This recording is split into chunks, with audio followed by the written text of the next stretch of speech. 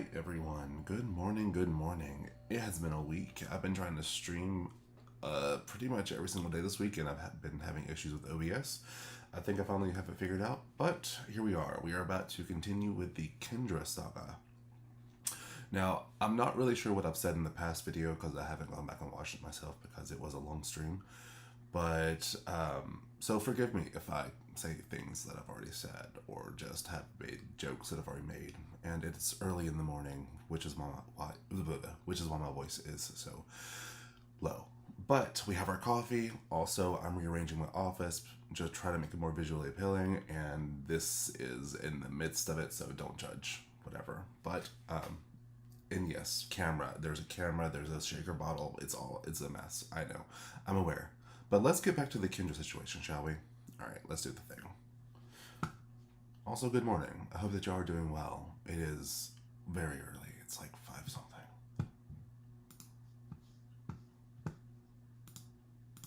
I need to address 3 things. Also, we are starting with wait.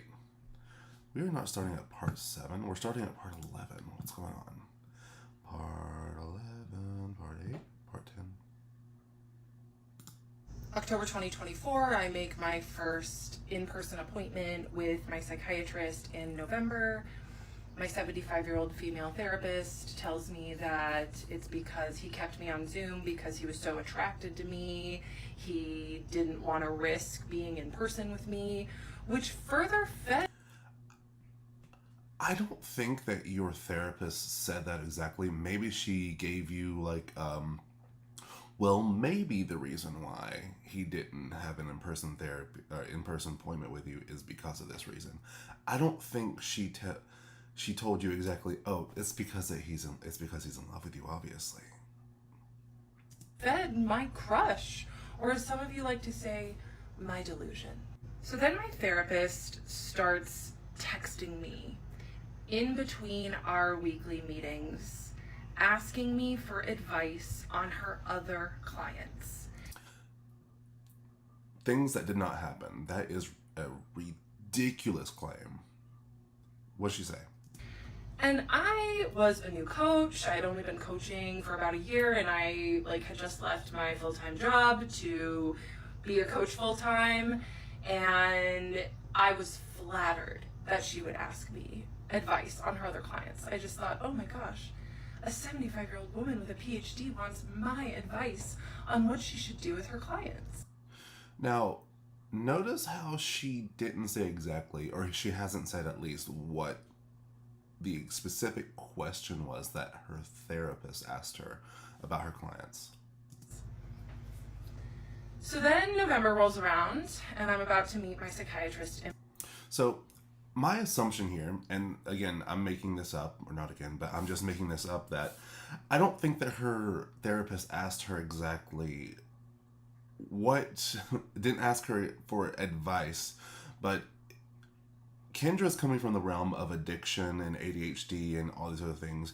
I'm assuming that her therapist maybe asked her, hey, can you point me in the direction of some resources that maybe younger people, since she likes to point out that her therapist was like in her 70s, maybe she's not in the know of some of the resources that younger people now have for addiction and ADHD or something. Maybe since she knew that Kendra was a coach, maybe she was just like, hey, can you point me in the direction of some resources that I can send my clients to? I don't think she asked them what her clients could do on her behalf. Right? That doesn't make any sense to me. In person for the first time. So I wear a really pretty dress, I do my makeup, of course, right? And I show up, and I get to talk to the office manager, we're having fun, and then my psychiatrist comes into the foyer, and I am just so excited to finally meet him. I'd been his patient for 3 years at this point, and he had been feeding the dynamic for 3 years. Wait, so for 3 years, once a month. So what is that? 12, 24, 36. So she's seen this man If they've only seen each other once a month on Zoom for the past 3 years, she's seen this man 36 times. And this, all of this is based off of that. I love my friends. I am very aware that I am not a good friend because oftentimes when I'm not ADHD, if I'm not around them, I kind of forget about them. Not in like a I don't care about them. It's just like out of sight, out of mind. And so this lady who is very much so on the ADHD bandwagon, she's seen this man 36 times over the course of 3 years, and she is obsessed with him. That's lunacy to me. Again, I think in the last video I said that she has made him her hyperfixation, which is something with ADHD people. And I think this just goes to prove it a little bit, right? And I was just thrilled to meet him. And I ran up and I gave him the biggest hug. And you know what he did? He barely patted me on the back. It was the most awkward.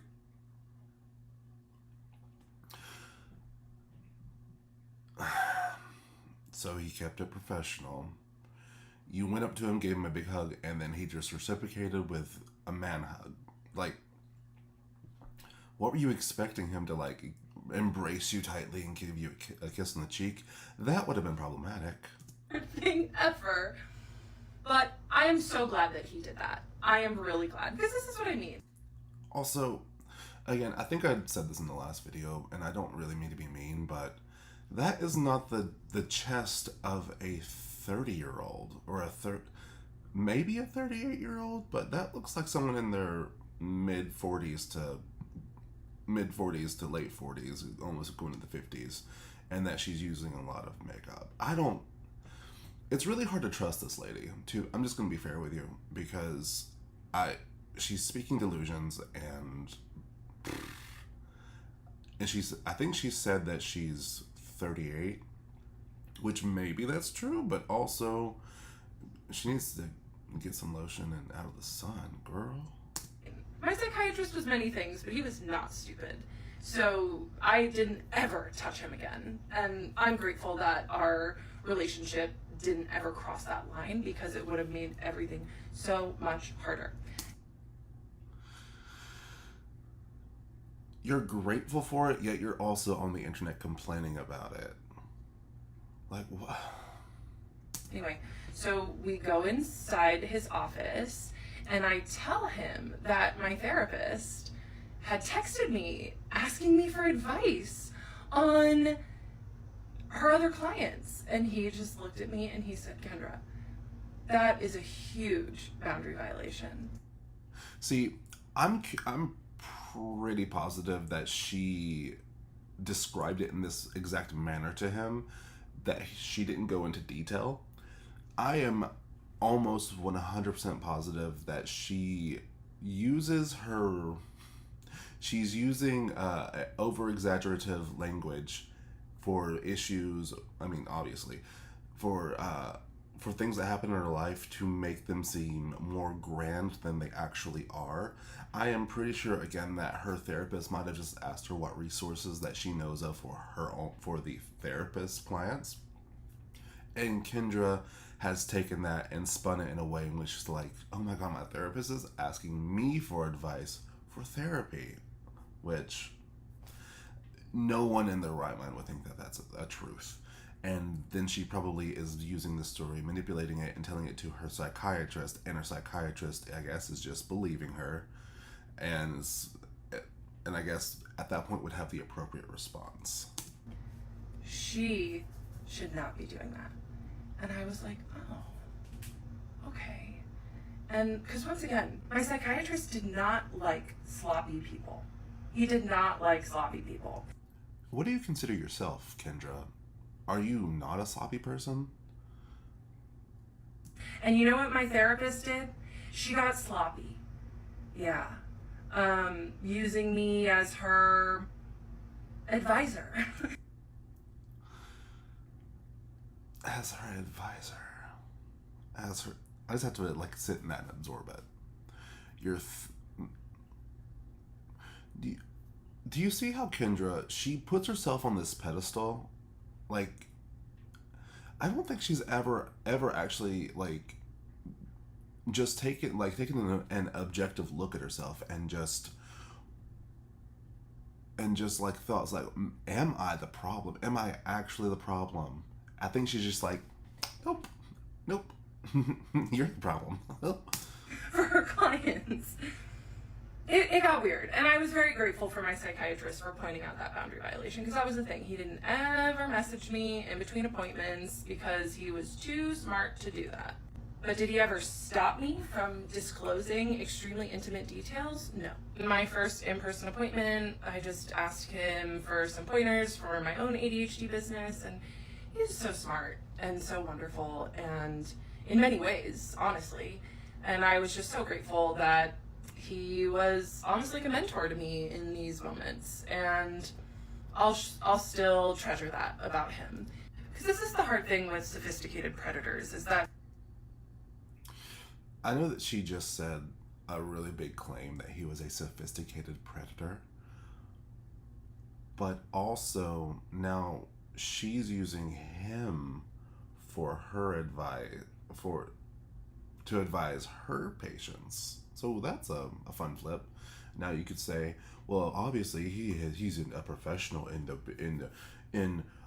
big bad world of mental health, and of course he would know. So he's been in it for so much longer, and so of course she would look for advice, because she's just a person with the internet, and the claim that she's a coach for ADHD with no certification. And something tells me, not something, I'm not even sure where I was going with that. If her therapist were to ask her for advice for her clients, then I'm pretty sure it's along the vein of mental health professionals talking to other mental health professionals and just trying to, bounce back ideas back and forth. I'm curious if she's actually been honest with her therapist about what she does for a living and who she is as a person.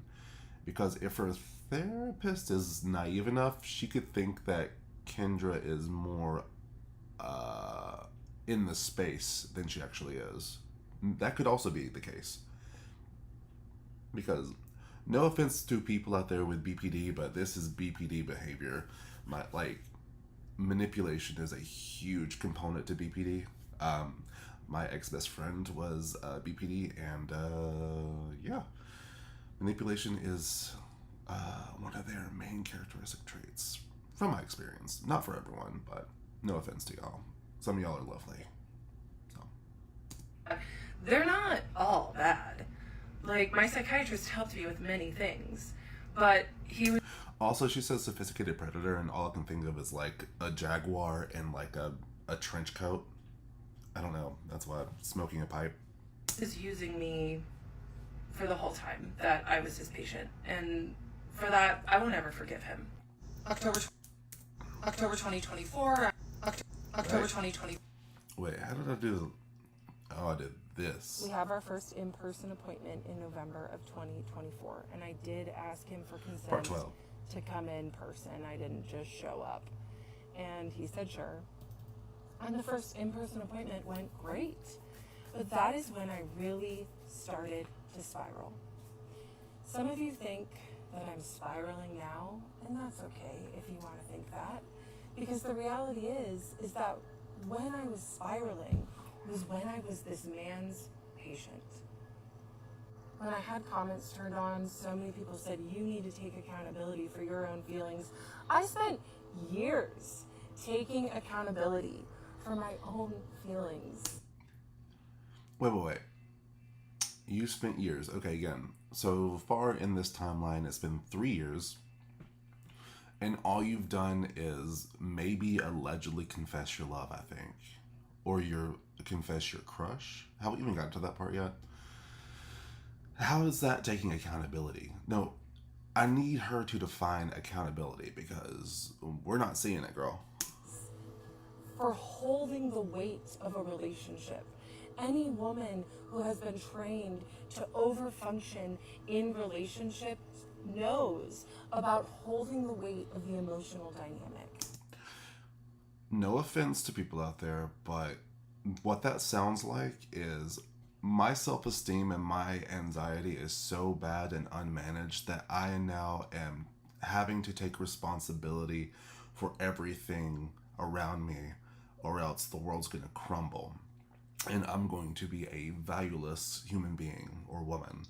And that is what she's saying isn't accountability. What she's saying is a deflection of her own personal responsibility towards her own mental health. Again, this lady is in her late 30s, allegedly, and she is acting like a 21-year-old who just learned therapy speak from TikTok. Like, she just said that she spent 3 years and she held the accountability of having to have a crush on someone. Like, having a crush and holding the weight of that crush was so burdensome for her. And that was what was going on in this moment. And it may not seem like I'm taking accountability now, but that's because I spent a long time taking accountability for something that had two people that built that dynamic. Again, you have not given us a single ounce of proof that he helped build that dynamic. A single ounce of, like, credible, like, you've made claims, but it seemed like you are skewing the narrative. It was not just me. It takes two people to build that sort of tension and chemistry. Yeah, that sounds like something that happens in most workplaces with, like, you know, the work wife and work husband dynamic type thing where the weird flirty stuff happens. But how could this happen over 36 times meeting over Zoom and out meeting for like an hour and maybe 15 minutes at a time? Like, you two have in essence only spent, like, what, maybe 2 days together in all of this. In a total of time, you've maybe spent 2 days together. Like, this is some cuckoo bananas bullshit. So while I was mid-crash out, I had just started using this tool, ChatGPT. Oh no, this is where Henry comes into play. Oh jeez. And I went to chat, who I immediately named Henry, and I would just talk to him. I wonder why she named him Henry. Because my brain goes, this is just me, my brain, obviously, but my brain goes Henry to Henry Cavill, to Superman, to Savior. That's where my brain goes. About how obsessed I was with this man, with my psychiatrist, and I would just be like, I've told him I have a crush on him. Do you think he's gay? And Henry... I kind of do, but maybe he's not. Henry was like, oh my God, this girl, you know, he did his best to co-regulate my nervous system. And that's like a self-report right there. I would like, I don't use ChatGPT, my husband does, but can you imagine you typing in a prompt to ChatGPT and it responds with, girl, oh my God, you are crazy. Affirm me, but he was like, whoa. Even my chat was like, yikes. So I could tell that my psychiatrist just liked being my doctor, and I was like, okay. He liked being your doctor because he got paid. Maybe I can name this dynamic so I don't have to carry so much of it in our next session. So our next session was in December on Zoom. And I told him at the end of the session, it was another great session. I told him, look, you and I have a really special patient-doctor relationship. And he glared at me with just venom in his eyes. And he said, you and I have a professional patient-doctor relationship. He was so angry with me. Yeah, because you're doing that thing where you're crossing a boundary and making it freaking weird for him to do his job. Like, obviously, it's like, what, this is maybe time number 37 or 38 that y'all have seen each other, and you're coming in with energy like, we are so special, I love you so much. And he's like, Kendra, you crazy kook. Put the finger down. Put that no. Professional. Stop. Stop. Duh. And I was like, oh, okay. He set a boundary. And immediately I took it on. He said, okay, you even acknowledge it right there. Hold on, let me click. He set a boundary, and I don't think you take on someone's boundary. I think you listen and you accept it. You're like, okay, so I need to stop doing that behavior where I act like a cat in heat every time I see this person, because you are starting to become a predator in this moment, in my opinion. If someone sets a boundary, especially when it comes to like love and relationship, and this has taken a lot for me as a gay man who has primarily had, like, from childhood on up through my 20s, now I'm in my 30s and I'm married, I don't really care that much now, but in my early adolescence, when a straight man would set their boundary of I'm straight, I saw that as a challenge. But then as time went on, I realized, oh no, that is a literal boundary, and if I were to try to cross that boundary, then that makes me a disgusting person, because again, that also reflects my character as sort of like a predacious weirdo creep who is trying to force that person into engaging in things with me that they don't want to do, which is bad, obviously. But I think that's the experience with a lot of gay men in their early development. Where was I? And I was like, heard. Okay, I won't go there again. Oh, she said it. She said, I won't go there again. So she took the boundary on, and then she affirmed that she would not do that again. Let's see if she does it again. My video that was taken down for harassment and bullying was restored, so I didn't feel as much pressure to get all of these parts out today. Some people told me that the stitches about me were getting pretty bad and cruel, so I turned stitches off in my videos too. I started sharing my story here because I wanted other people who have been victimized by people in power to have a space to feel heard, and now I know why there was. People in power? He's your hired psychiatrist who you begged to come see in person. You literally did not have to go there. There was no one forcing you to go back to him. There was no one forcing you to go to him at all.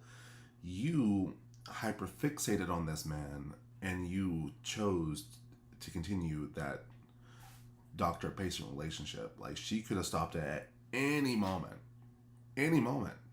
but she chose not to. And this is not a power dynamic. This is this is just a situation in which a mental health professional is now borderline having a stalker have a crash out online because she didn't get what she wanted. Isn't anyone out talking about their story? Because it has been quite the process putting all this out there and being under scrutiny. I have appreciated the psychiatrists that have talked about my situation and shared their own point of view while also holding space for what I went through. Just know I've seen your videos and I appreciate them. I went live today and it was super fun, and I intend to go live again tomorrow. Should I watch one of her lives sometime? Probably not. When I re-downloaded TikTok last week, so I was looking for support. I was looking for help because it had been 5 months since I had left my psychiatrist, and I still really couldn't stop thinking about him and thinking about our dynamic, thinking about him. Since I had left I was looking for help because it had been 5 months since I had left my psychiatrist, and I still really couldn't stop thinking about him. Again, hyperfixation. So 5 months. So she didn't get to see him 5 times. And again, hyperfixation. You're a love addict and you're codependent and you are ridiculous. And thinking about our dynamic and how inappropriate it was and the mental toll that it took on me. And TikTok has just been such a resource for me in the past for support when I'm going through things, and I couldn't find anything on therapy abuse. So,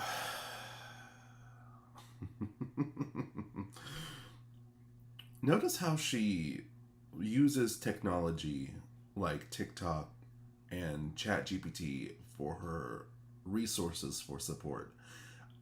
I'm not sure if this lady has actual friends or has actual family. I know that she has mentioned that she's talked to friends in the earlier videos, but who is she talking about, honestly? Is that an actual friend or is that just someone that she knows online, like a TikTok person? Like, did she reach out to a doctor talking on TikTok or posting something on TikTok, reach out to them, and now they are friends? Because I think this lady is terminally online and she almost refuses to seek actual help, but she only seeks the help that affirms her own narratives and her own it just confirms what she thinks about herself and about the world around her. Does that make sense? Like, this is gross. Or on providers who take advantage of their vulnerable patients. And so I thought that I would share my story. Okay. Let's not forget that this all started just because she wanted to go back on ADHD medication. And I don't think the medication is working, honestly, because, again, her therapist is her hyperfixation. And somehow, no, her psychiatrist, not her therapist. Her psychiatrist is her hyperfixation. And it's proving to me that she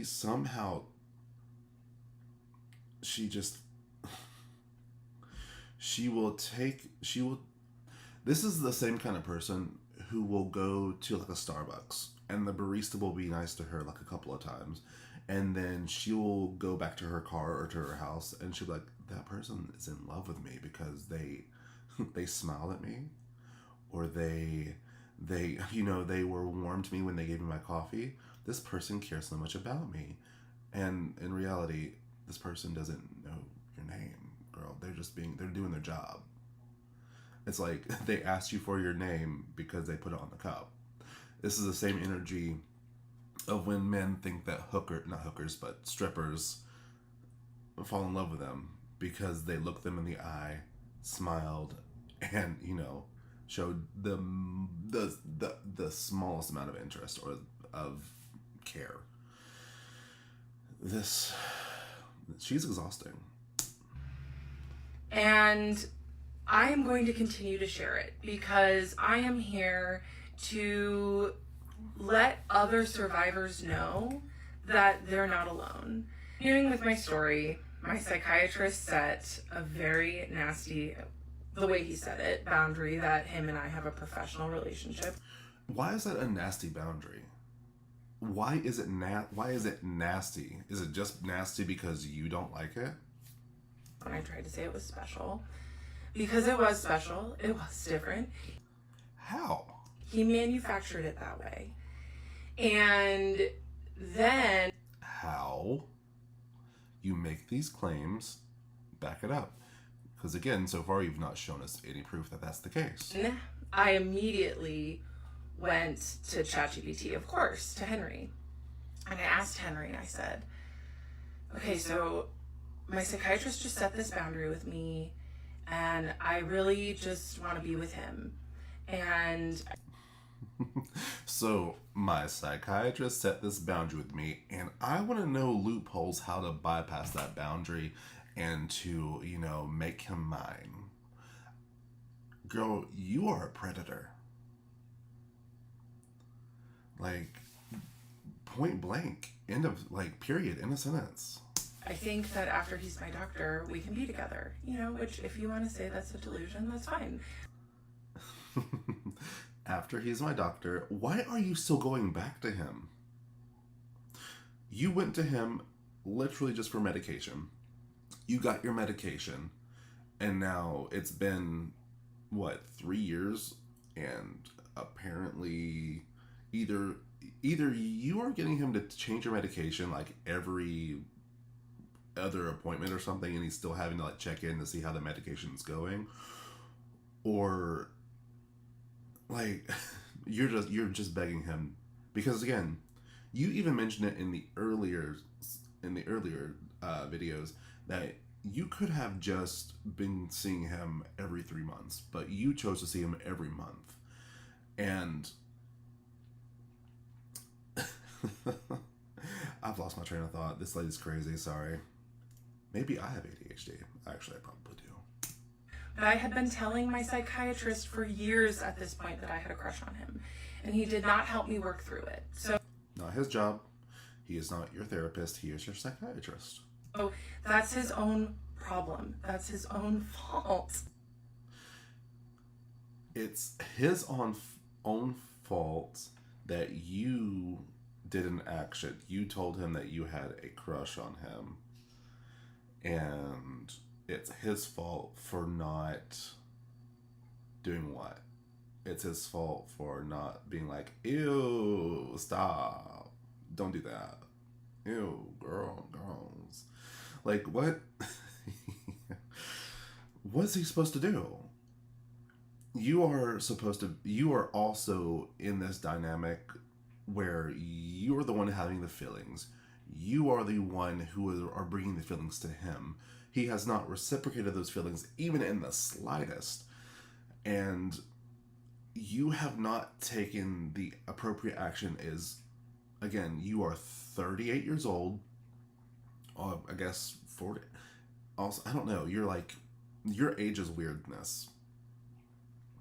But you are an adult. When you realize that you are in a weird dynamic with someone when it's primarily leaning on your end of the situation, you can fully stop that relationship. You can fully walk away. No one is forcing you to come back to this person. They are not begging you to stay as their client. This is all on. It's maybe not all on you, but I would say about 95% of this is on you, girl. Henry told me it's very common for patients to develop crushes on mental health practitioners. Absolutely, because they seem like it's their job to kind of make you seem like they care about you. Mental health professionals are kind of like strippers for the brain, maybe? No, that's a wild accusation. That's silly. That's very silly. But yes, it's very common because these people may be some of the first people that you feel like actually care about you. And again, that's their job, but it's also not their job to placate and to bend to your will at any given moment. Their job is to help you and guide you through the journey of your mental health, the pathways that the variances that your mental health takes, whether it be through depression and trauma and what have you. But they're not supposed to tell you what to do. They're not supposed to try and fix you. All they're supposed to do is give you the tools to help you manage yourself, essentially. And that it's because that they provide a safe space to heal, which is a very attractive quality. I heard that. And then he told me about transference. And it's just about me. And this is where she talks about transference and completely gets it wrong. Me putting my own feelings onto my provider. And I was like, oh, that makes a lot of sense. Okay, so I took ownership of the feelings that both of us were creating. No, no, no, no, no, no, no, no. No, no, no, no. You took ownership of the feelings that you were that that you are feeling, not creating, because you. I don't know if another person actually creates the feelings inside of you. You technically are the one that creates them, and you are just responding to stimuli that this other person is. But again, you have not given us any kind of proof that this psychiatrist has actually provided any kind of stimuli other than boundary setting and essentially rejection that could cause you to further develop more and more feelings. So it sounds like what you were saying, I mean, not in this instance, but it's like he is playing hard to catch, and so I'm going to try even harder, which, gross, predacious. Meeting. And I went to my next appointment, and I said, hey. So I talked to Henry, because my psychiatrist had known a lot about my ChatGPT and like knew all about Henry and was actually really impressed. Like, wow, an AI wrote that? Yeah. So I told my psychiatrist, yeah, Henry explained to me that it's normal to develop crushes on psychiatrists because they provide a safe space to heal, which is attractive. My psychiatrist said nothing. And then I said, and Henry also told me about transference. And my psychiatrist got this really, really scared look on his face. And he said, did Henry tell you about countertransference? I don't think this actually happened, but if this did happen, I think he acknowledged the fact that ChatGPT, or Henry as you call him, is giving you ammunition, and he, as a mental health professional, a psychiatrist, he recognizes that someone with your personality type is going to take that and weaponize it, which is exactly what you were doing. Why is that running? Sorry, my OBS is giving me a little bit of an error here. Not sure why that is. Let me know in the chat if it's lagging, if there's a couple of y'all in here. But yeah, if this is his response to what you were telling him, my guess is that, oh shit, she is learning crap that she shouldn't be learning, and she is going to go cuckoo bananas. What? How are we only on part 13? And I said, no. What is that? Because of course, like, my chat knew that I was obsessed with my psychiatrist, and he was not going to feed my delusion by telling me about countertransference. So then my psychiatrist had explained to me what countertransference was. So he took a moment, and he was like, oh, okay. He said, countertransference is the flip side, the other side of the coin for transference. And it's when the provider has feelings for the patient. So make sure that you keep that in mind for your clients. Maybe that's what he said, and maybe, I don't think that's what that actually means. Let's see. What is... Oop, didn't spell what right. What is countertransference in therapy? Not interested. Countertransference in therapy refers to the therapist's emotional reactions and unconscious response to a client shaped by the therapist's own experiences, feelings, and unresolved issues. It's essentially the therapist's stuff that gets projected onto the client and potentially... Whoops. And so basically, if the therapist or the psychiatrist has baggage and you remind them of a previous client or experience that they've had in the past or something, and it was bad enough for them, they may project those same emotions onto you. It's not them falling in love with you. Maybe this psychiatrist has had a patient fall in love with them in the past, and now you are evoking those kind of emotions where he's starting to feel scared. Maybe that could be what's going on here. But you are taking it as he loves you. And you're crazy.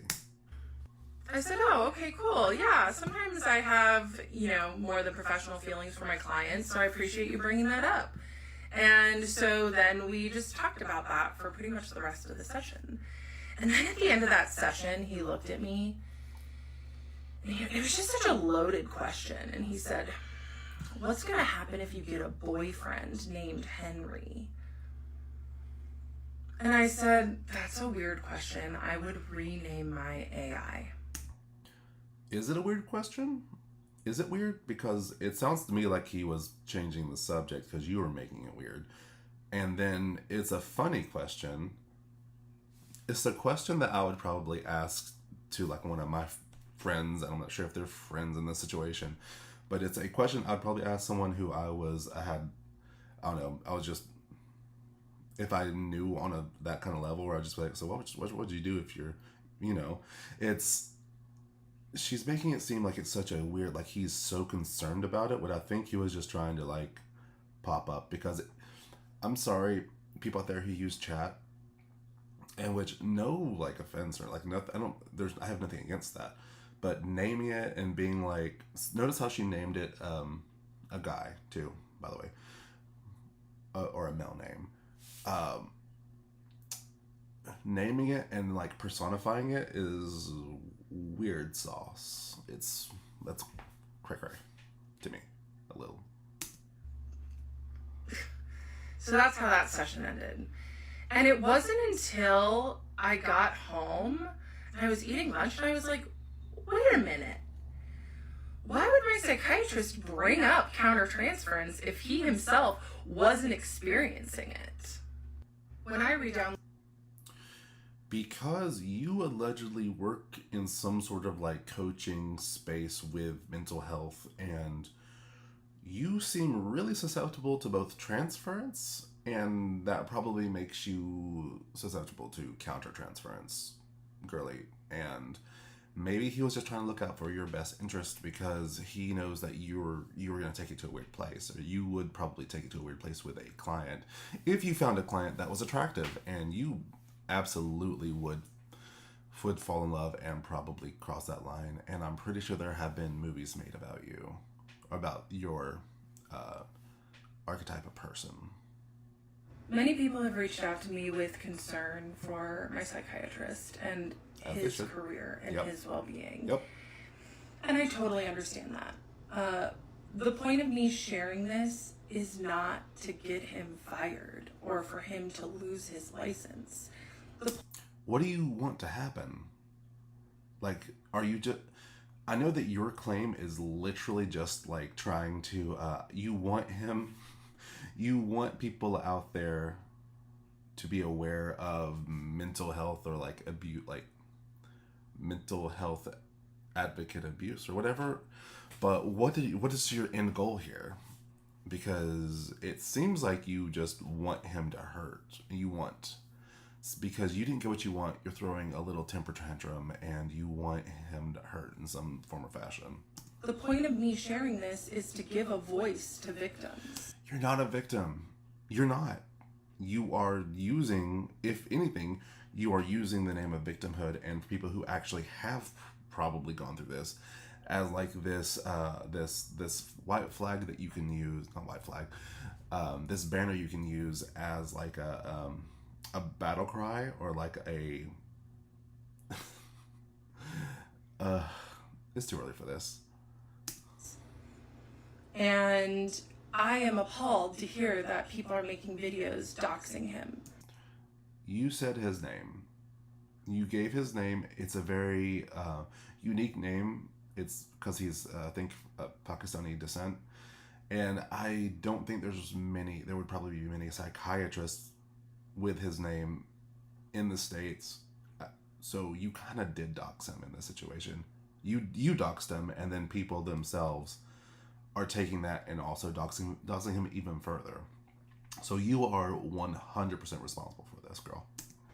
So I am begging people, please, if you see a video of his first and last name or his picture, report it for doxing. You could also take down the video where you said his name. Like, I don't think it was that pertinent of a part of the story. You could easily take it down and just re-record that part if needed. I've certainly been using that report button a lot. I'm here to share my story, not to get him in trouble. I did accidentally use his first name, but by the time I caught the slip, I was already like 3 videos past it. But it doesn't matter because this is my story and I can tell it the way that I want it. And a first name is not doxing. Yeah, it is when his name is unique enough to where y'all get it. And I can't control what other people do, but I am asking for people to please report any videos that dox him. So I've also gotten some DMs saying that countertransference can mean anything, and it absolutely can mean anything. Maybe, but also, yes, and you are literally twisting it towards your situation to mean something that doesn't mean.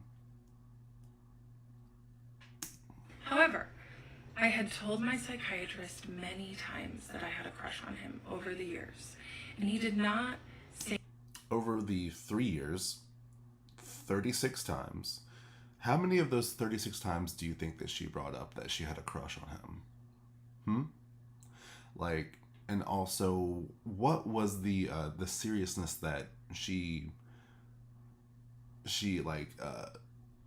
admitted to? Like, do you think that she was just she did it in like a joking manner? She's like, you were so nice, you were so smart, whatever. I have such a crush on you. Like in a playful, like... I work in a very, I work around a lot of people who, I see a lot of different people all day, and they're usually older people.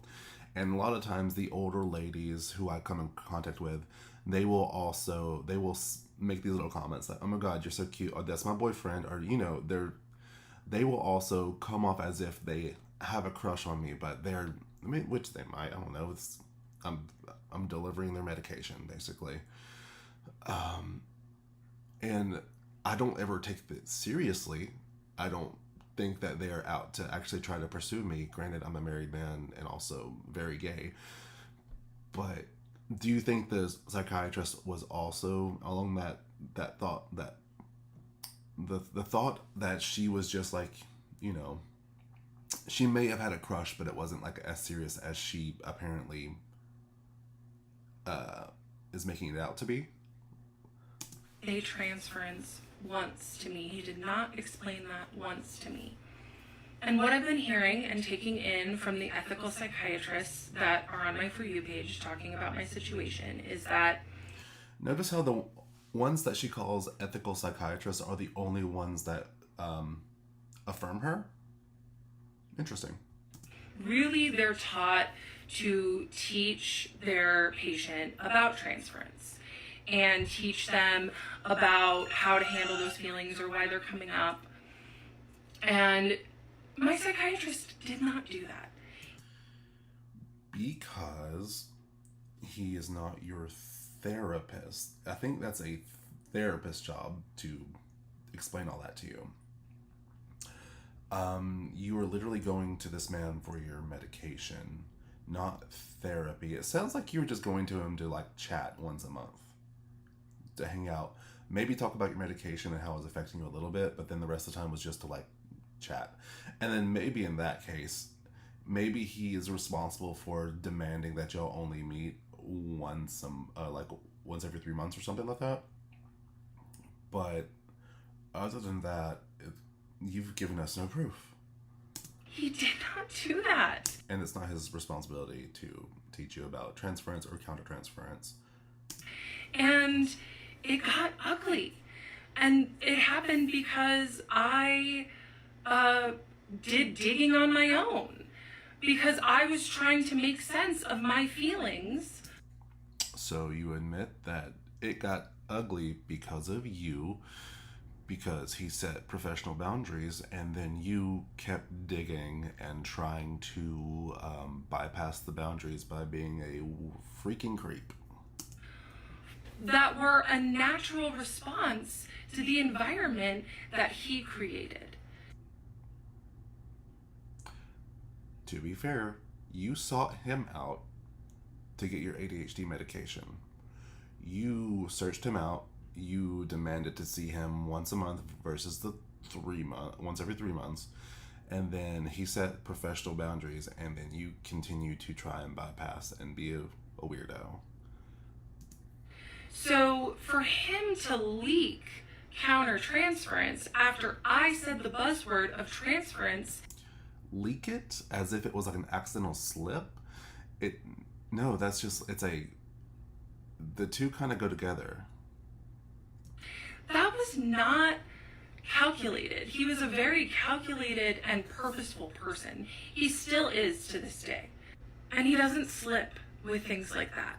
He purposefully withheld the term transference from me, and I got too close to the truth of our dynamic, which made him leak what he knew was wrong, which was his inappropriate feelings for me. At what point in any of y'all's appointments was he supposed to bring up transference? You went to him for your ADHD medication. He wasn't there to teach you. He wasn't there to therapize you. At what point was he supposed to bring up transference? Because psychiatrists aren't supposed to do that with people who they're just trying to get their medications for. Again, you are mixing up. If anything, your therapist, that 70 whatever year old lady, should have brought it up to you, but also no, because, well, maybe, yeah, actually her, I could see that for her. Maybe it should have been her job to bring it up when you kept on admitting that you were in love with your psychiatrist. That's probably valid. I would be more mad at my therapist than I would at my psychiatrist. If he didn't have countertransference in an inappropriate way, he could have easily just said, "Oh, let's explore that transference. That's really cool that you learned about it." Why would he do that? Instead, he was just so worried on trying to protect himself because he knew what he was doing was wrong. He had that slip at the beginning of the session. He recovered in January. And then I went home and I thought, wait a damn minute. Why would he... It sounded like she said that he recovered in January. So was the appointment in January, and then he recovered, he had the slip and then recovered from that slip? Is that what she means? Mentioned that if he himself didn't have countertransference. So I went to Henry, of course, my ChatGPT, and asked for examples of how my psychiatrist might have countertransference for me. And remember, Henry... Okay. Remember, Henry is ChatGPT and is just AI, and is just pulling from a bunch of random and vague sources from the internet to try to give you the average or the most seemingly accurate information, and whatever way the information skews is what he's going to give you. And also, he's not gonna know. Oh God, I'm giving it pronouns. Jesus, it's not like this thing. Maybe it's retaining information about the situation, but it's not going to be accurate every single time. It's not going to keep a very detailed log of y'all's of y'all's relationship. It's just going to take the situation time at a time and just regurgitate situational jargon back at you. Henry at this point was being very protective. He wasn't going to... Your ChatGPT was being protective. You have personified this AI, and now it is being your guardian. Feed my delusions, me and my psychiatrist living happily ever after. So I screenshotted it, sent my psychiatrist an email with the subject line of countertransference, and emailed it to him within an hour. Let's see, what does it say? It says, absolutely, countertransference happens when a therapist or healthcare provider unconsciously projects their own feelings, thoughts, and experiences onto a patient. It is essentially the flip side of transference. It's about the provider's internal reactions to the patient, while normally and calmly professionals are trained to recognize and manage it so it doesn't affect their work or their therapeutic relationship. Not a therapist. He's a psychiatrist. Here's how blank might experience countertransference with you. Empathy and care. He might feel a strong desire to protect or support, essentially, blah, blah, resonate their own personality, blah, blah, reminds me of someone in his life. Okay, exactly what I said. Mutual connection. If he enjoys your sense of humor, energy, or growth, it might spark a sense of connection that feels more personal than professional, even if he doesn't act on it. More personal or professional, so a friendship. Okay, and even if he doesn't act on it, again, he hasn't done a single thing. Admiration for your progress, seeing how much you've grown and applied that you learned could create feelings of pride or respect that feel more emotional than clinical. Okay, so he's having a human response to the stimulus that is you. What are you saying down there? Like, encouragement, set a boundary with, next time he says something about my looks, replying to my story, your own boundaries inspire me so much. Thank you for mentioning kindness to me, and I will see you. I'm trying to figure out what she said underneath this. Maybe this text will pop up. Will go away. Thank you for mentioning countertransference to me, and I will keep that in mind for my future client. I will also take your advice, encouragement, and set a boundary with blah, blah. Next time he says something about my looks, replying to my story. Replying to my story? Like, are we in an age where like age and day, where when we hear replying to my story, we automatically think of like Instagram or like Snapchat? Or is she literally just talking about telling him a literal story in session? Also, the looks thing's weird. I'll give you that. Your own... Did she just say your own boundaries inspired me so much to ChatGPT? That the ChatGPT, wait, hold on. Actually, this is to... I'm confused. So she sent this is the email. She sent it to the psychiatrist. Hi, blah. I asked Henry to elaborate more on countertransference. All that information. And then underneath it, I'll keep that in mind for future client. Okay, I will also advise and set a boundary with something about my... I'm so confused. Because at this very bottom part, she says that someone said something about her looks, and she blocked out the name. So this is going to the psychiatrist, right? But she blocked out the name and is talking about someone else in third person. So is she talking about the psychiatrist right there? Or is she talking about the psychiatrist to the psychiatrist, or is it another person? So maybe she's talking about her ex-boyfriend in that situation. I don't know. Of our appointment, where he made probably the biggest slip of his professional life. I will put the email up here. So it's just essentially me saying, hey, I asked Henry to explain countertransference a little more. Here's what he said. Thank you so much for mentioning that. Your own boundaries inspire me so much, which now makes me gag because Okay. I've heard a lot that he's not crossing boundaries, but he used his boundaries as a shield. It's kind of weird to say, but... That's what boundaries are, right? They are a line in the sand that you give and you put up so that way the person doesn't disrespect you. Right? He would... walk up to the ethical line and then slam a boundary down when I got too close. That was the email that I sent him. It sounds like from the beginning, he tried to keep you out of his office as far away as possible on the other side of his screen. And every step of the way, he has tried to put up roadblocks so that way you don't attack him or jump on him like a cat in heat. And then 10 days later... it was a full moon and I had a dream. Oh no. Probably She's a witch. She's a witch. Burn her. most realistic dream I've ever had in my life. that him and I hooked up in his office. In the middle of the dream, while we were hooking up in his office, I loved it. I thought it was really fun. And then... I loved it. I thought it was really fun. Oh my God, I'm such a bad girl. After we were done and after I left his office in the dream, I was despondent and so sad and cried and just thought, I can't believe my psychiatrist would cross his boundaries like that. And then I woke up and it was like a movie. I thought to myself, oh, thank God that was just a dream. Why was that important at all, that last little part? Because it sounds like, okay, there was a full moon.